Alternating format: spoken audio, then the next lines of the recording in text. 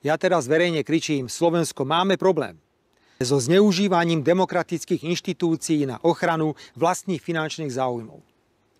Predseda Progresívneho Slovenska pán Šimečka je naivný politický puberťák, ktorý sa nechal svojimi nadriadenými, teda politickými mimovládkami, nadáciami a progresívnymi a liberálnymi médiami či svojou rodinou natiahnuť do verbovania ulice proti legitímnej vládnej moci.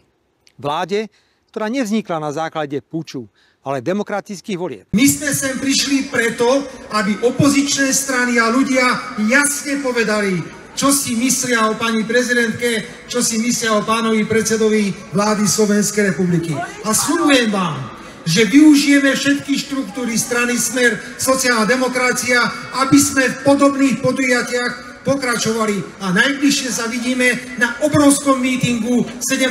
novembra. Ešte len tam im to všetko ukážeme. Do verbovania ulice proti legitímnej vládnej moci.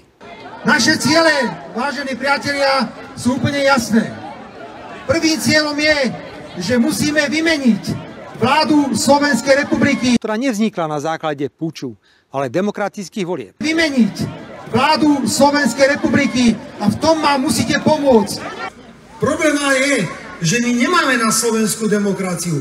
Pripravte sa na to, že do trestného zákona chcú zaradiť nový trestný čin. Keď sa náhodou niekto z vás postaví pred dom alebo obydlie politika, ktorému chcete niečo povedať, tak to bude trestný čin.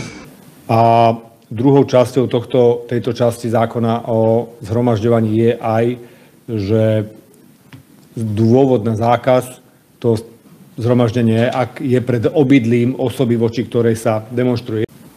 Filozofia tohto ustanovenia je, že keď sa náhodou niekto z vás postaví pred dom alebo obydlie politika, ktorému chcete niečo povedať, tak to bude trestný čin. Pán poslanec, ten chaos, ktorý tu bol po Igorovi Matovičovi a jeho kumpanoch, bol neuveriteľný.